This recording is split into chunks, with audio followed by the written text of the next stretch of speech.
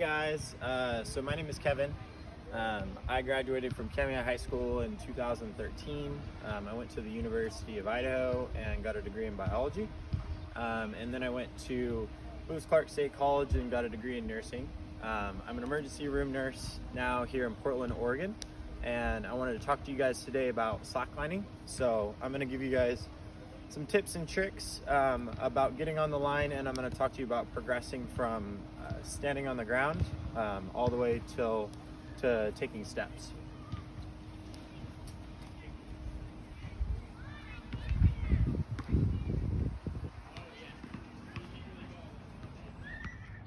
Okay, so the first thing that you want to do is go ahead and just stand on the ground next to your line and work on your stance. So the big thing is you want to have one foot forward, preferably your dominant foot in front is kind of how I stand a little bit more comfortable.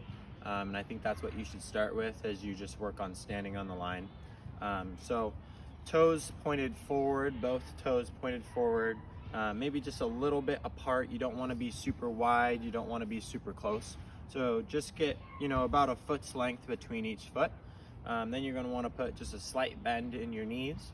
Really keep your chest up, and then you want your arms to be up above your head.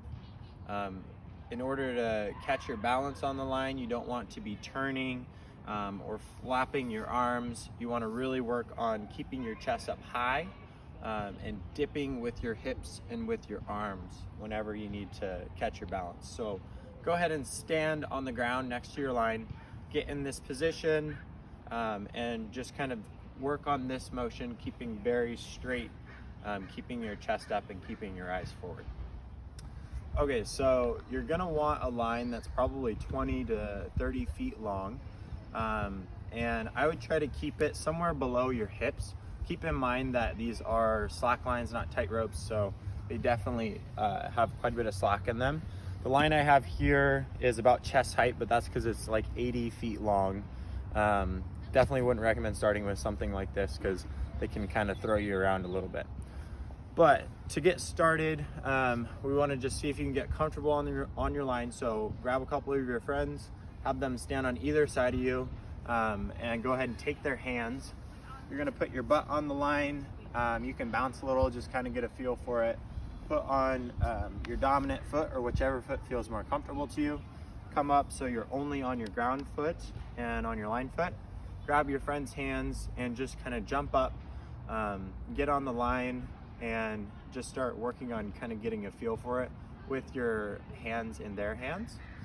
So once you have your hands in their hands, go ahead and try taking one hand away and work on keeping above your head with a hand in their hand.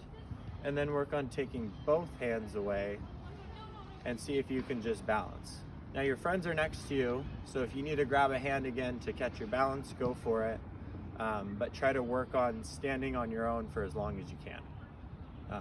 And once you get comfortable with that, we'll go ahead and talk about jump starting on your own. Okay, so once you're a little bit more comfortable on the line, go ahead and start practicing your jump start on your own. You can have a couple people next to you if it makes you feel more comfortable. So get your butt on the line, get whichever foot feels more dominant, and you're only going to be on the line foot and the ground foot. Remember, again, we're not pushing from the line foot, we're jumping from the ground foot. So get really good body position, get your arms up, jump from your ground foot, and place your back foot behind you. Keep working on this until you get more comfortable just standing on the line on your own. A couple progressions you can work on is standing with your feet in the position they're in right now as I'm demonstrating. You can put both feet forward like this, kind of come up onto your toes. Another good position to practice before you can start taking steps is practicing with one foot.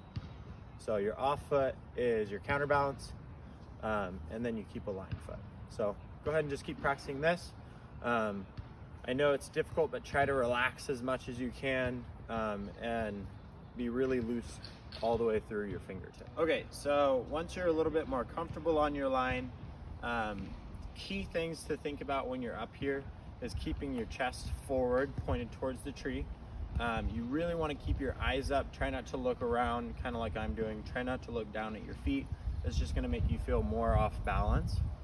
Where you want to look is where your line, the end of your line meets the tree, because that's a still point. So focus on staring at that point, keeping your arms up really high. Don't let either arm drop. It will make you feel more unbalanced. Try not to let your chest drop. So just keep really good posture, keep a little bit of a bend in your knees, and just stare straight forward. So try to get comfortable in this position, and then we'll talk about taking steps. Okay, so now you're comfortable standing with both feet on the line. You're comfortable standing with one foot on the line. We're gonna work on taking steps. So when you have both feet on the line, whether your foot is sideways or you're on your toes, try working on standing with your weight mostly on your front foot.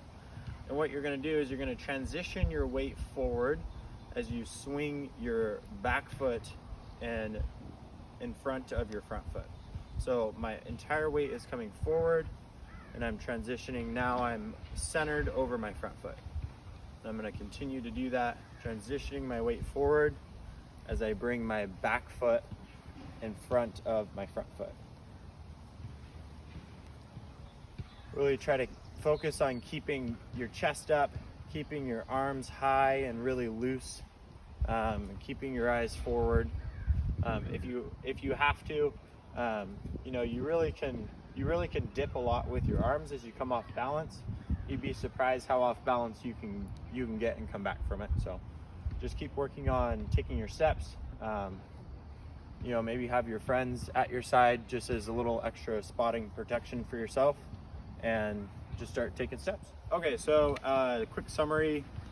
We talked about standing on the ground next to your line, getting a good body position to start. So keeping your feet slightly apart, knees slightly bent, chest up, arms up, focusing your eyes forward, and working on good posture.